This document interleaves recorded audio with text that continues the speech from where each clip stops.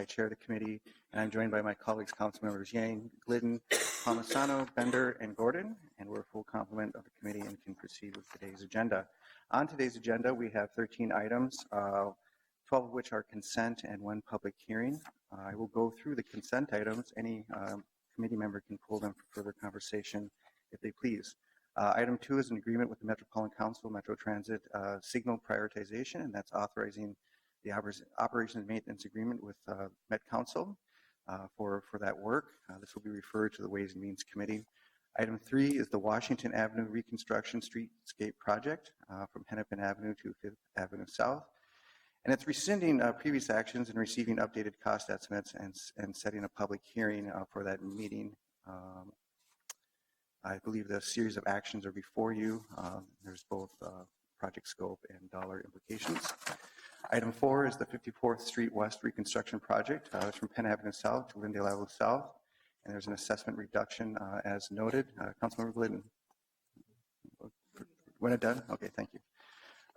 Item 5 is the Prospect Park Trail negotiation with Sioux Line Railroad for right-of-way acquisition.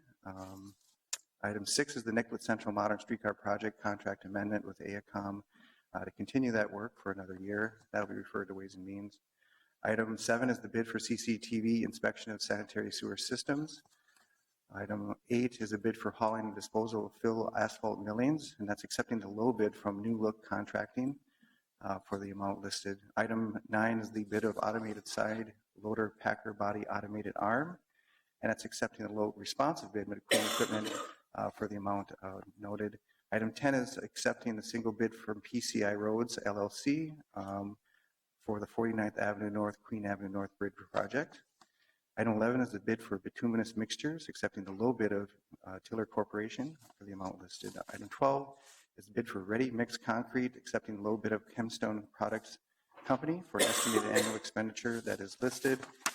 And the final item is accepting the low bid of Lametti & Sons Incorporated for an estimated expenditure for the amount listed for the labor materials installation of large diameter cured in place pipe and authorizing a contract for that service. Councilmember Glidden, did you want to pull an item? Thanks, Mr. Chair. I just had a couple questions on item number 6. Please proceed. Okay. So I wanted to know if we could have just a little bit on what is happening with this contract amendment, and then what is the rest of the timeline of anticipated actions relating to this project, which is the Nicollet Central Modern Streetcar Project. I'll refer those questions to Director Kaki. Mr. Chair, Councilmember Glidden, I can have Nathan Koster, who's our project person on the streetcar project, answer more specifically, but this is associated with the environmental assessment work that we're doing on the project. As we do more work, the scope of the work is better defined, I think, as time goes by, and we needed some additional work, so that's what this is about. I think from a general time frame, and I'm going to let Nathan jump in here and confirm that I have these numbers or these dates right. I think what we're hoping is that we'll complete the environmental assessment work by the end of 2016. So Nathan, if you want to maybe clarify if I have those dates correct. Good morning, Mr. Chair, Councilmember Glidden. As it relates to the contract amendment for the Nicollet Streetcar Project, where we are currently with the environmental assessment, we needed the amendment to go forward after we had identified all of the historical and architectural properties that will be impacted. We are nearing the completion of that work, excuse me, and we will be submitting a document. And as part of this work, typically it's very difficult to anticipate which properties would be impacted and the amount of those.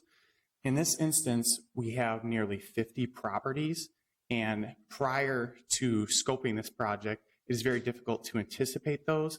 So this is why we had waited until this point to scope this work.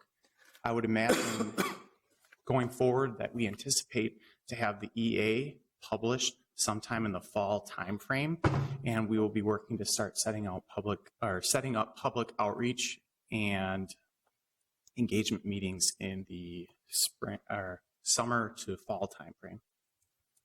So what happens after the EA? Mr. Chair, Councilmember What Glidden. happened? It was just Mr. Keck, I think, didn't hear my question, is what happens after the environmental assessment? What remaining steps are there for this project? Just in broad brush terms.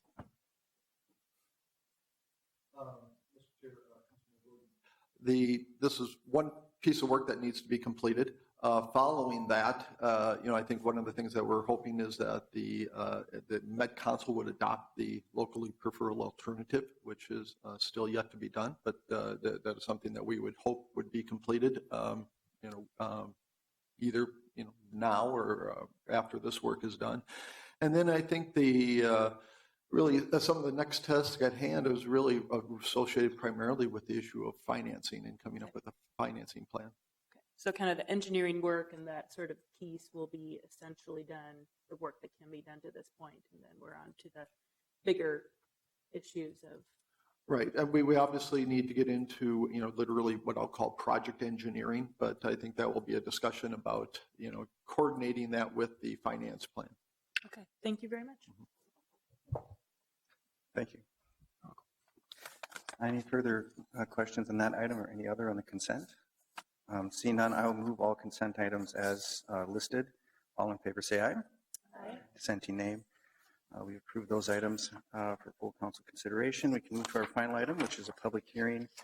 And this is a public hearing regarding the Diamond Lake Residential Franklin Avenue Southeast Street Resurfacing Project, approval and assessment. Mr. Chair, let me introduce Mr. Kennedy, our Director of Transportation Maintenance and Repair. Morning, Mr. Chair, members of the committee. Mike Kennedy, I'm the Director of Transportation Maintenance and Repair for Public Works here. Today, we're here for the public hearing for the Diamond Lake project and Franklin Avenue Southeast resurfacing projects.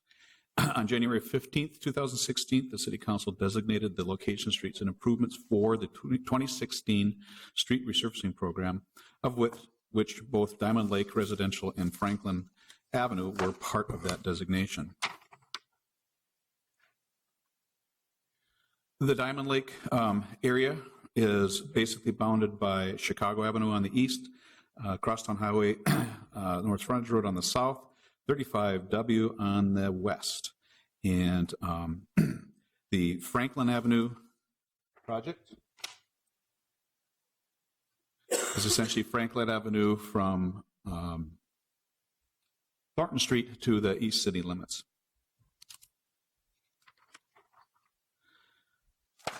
The resurfacing program total cost estimate is about $7.8 million. The cost estimate for these two projects is about $1.3 million, of which about $280,000 comes from net debt bonds and municipal state aid funding, and about $1 million of it comes through assessments, special assessments.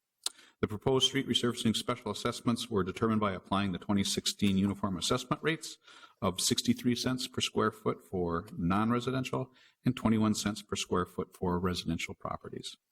Community meetings, pre-public hearing community meetings were held for both of these projects. So today our recommendation is passage of a resolution ordering the work to proceed and adopting special assessments in the amount of $905,752.26 for Diamond Lake and $109,177.26 for Franklin Avenue. Passage of a resolution requesting the Board of Estimate and Taxation to authorize the city's issuance and sale of assessment bonds in the combined amount of $1,014,930 for these two projects. That concludes my presentation. If there are any questions, I'd be happy to take them. Any questions for the presentation? Seeing none, I will then proceed to the public hearing. Thank you. And we have one person signed in. Anyone wish to sign in, they may. I'll call Julia Earle to the podium and give your name and address for the record.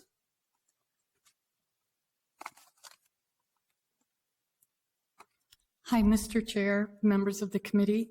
I'm Julia Earle, Acting Chair of the Parish Council of St. Francis Cabrini Catholic Church. Thank you for the opportunity to provide written and verbal comments regarding the upcoming resurfacing project of Franklin Avenue. St. Francis Cabrini is a vibrant, inclusive 21st century Catholic church. Our community includes over 425 families, the majority of whom attend regular weekly services pardon me, on Saturday evenings at 5 p.m. and Sunday mornings, as well as special events, including funerals. We're pleased that the city is undertaking the resurfacing of Franklin Avenue in designated areas. We also have appreciated the opportunity to discuss the project with Public Works and council staff.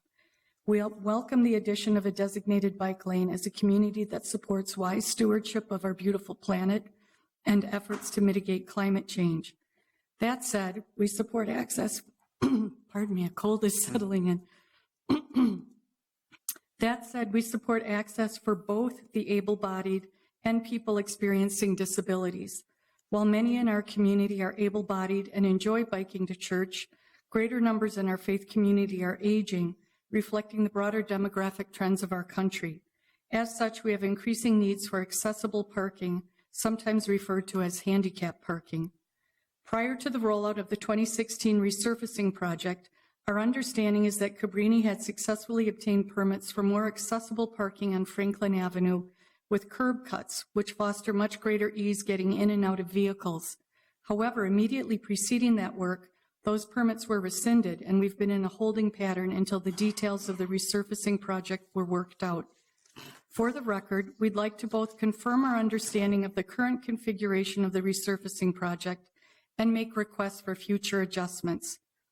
Our understanding is that Cabrini won't lose any on-street parking on the south or eastbound lane of Franklin Avenue with the resurfacing project based on the informational meeting held March 8, 2016, and discussions with Councilmember Gordon's policy aide, Robin Garwood. However, we also understand we will lose parking on the north-westbound side of Franklin to accommodate the bike lanes. Cabrini will maintain parking spots on eastbound Franklin Avenue during masses, Saturday evenings, Sunday mornings, and at special events, for example, funerals. Apart from special events, we will not have on-street parking during the week, as is the current situation. As suggested by the city, we would like to explore additional parking spaces on the eastbound side of the bridge deck over Highway 94. Cabrini may request designating Franklin Avenue parking spots as accessible / handicap following the resurfacing. The current handicap transfer zone is inadequate to meet our growing need. Although St. Francis Cabrini ideally prefers the installation of curb cuts concurrent with the Franklin Avenue resurfacing, we understand the Department of Public Works has ruled against this option. Therefore, we are requesting the possibility of installing additional curb cuts following the resurfacing project in order to meet the needs of our population, enable full accessible parking, and grant access to our building for people of all abilities. I also note that our building is an active site for other community meetings, including AA and others. We'd like to request the option of potentially installing a parking bay on the south side of Franklin Avenue. We understand installing this feature would be at St. Francis Cabrini's cost. Lastly, we request the option to explore further parking on the east side of River Terrace on the north-south section during Mass times, Saturday evenings and Sunday mornings. Thank you very much for the opportunity to share our understanding and concerns at this time. We remain open to discussion and dialogue. Respectfully, on behalf of the St. Francis Cabrini Catholic Church. Thank you very much. You're welcome. Thank you. Does anyone else wish to come forward and give testimony on these two projects? Anyone wish to come forward? No one else signed in. Seeing that, I will close the public hearing, and perhaps we can talk about these multiple accessibility issues and some other options that may be helpful to mitigate and accommodate. I don't know who would be the appropriate staff person.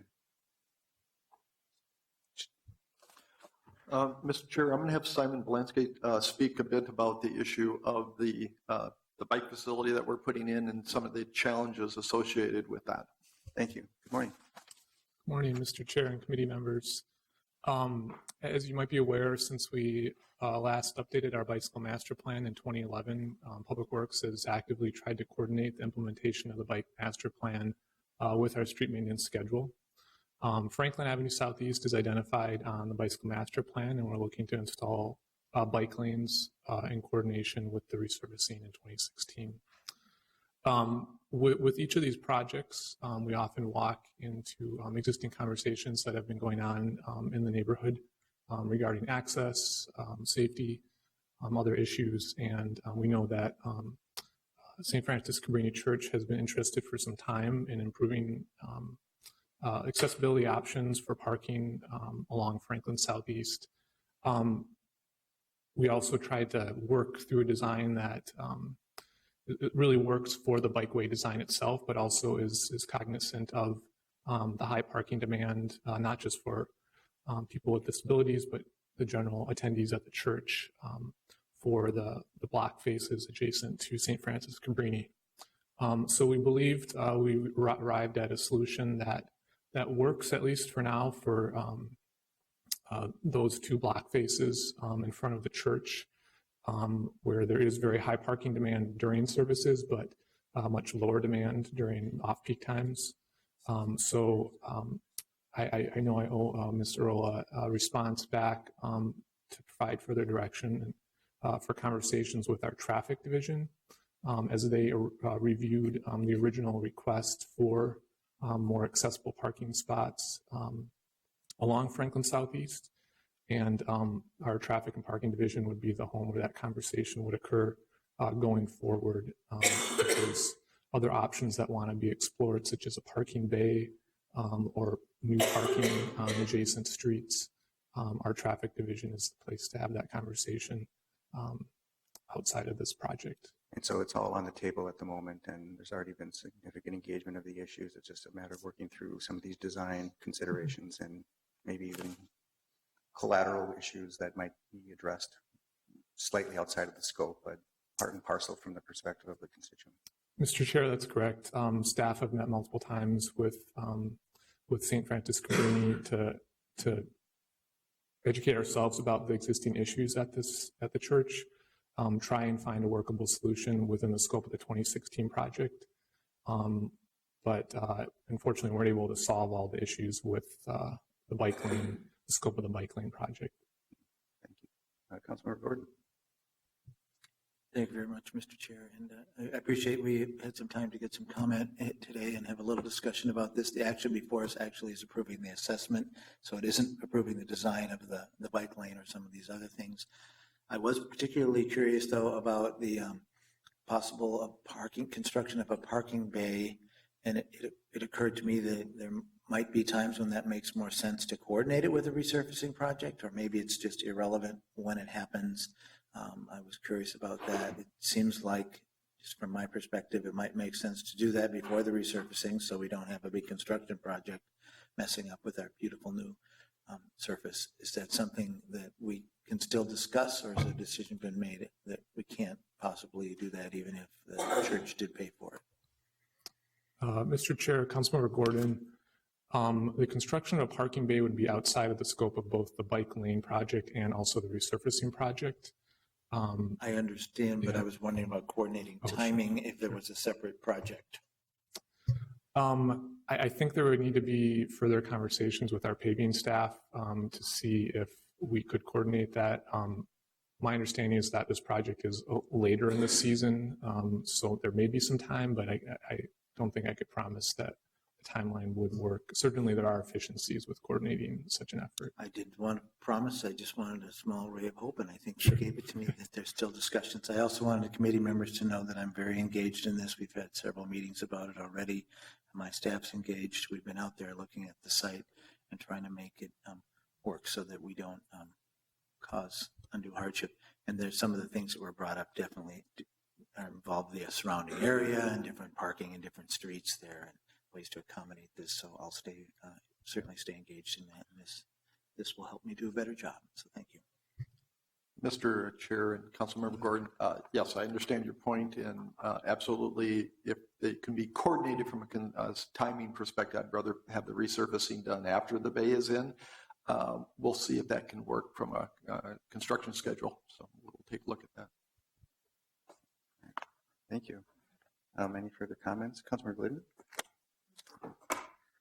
Okay, well, seeing none, I will move the two items as presented by staff today, taking full note of some outstanding issues that are design related, and that will be ongoing from here on in, and we've had a pretty strong commitment from staff by their statements today. So with that, I move approval. Any further discussion? Seeing none, all in favor say aye. Dissenting nay. That carries, and that concludes our agenda for the day. We are adjourned.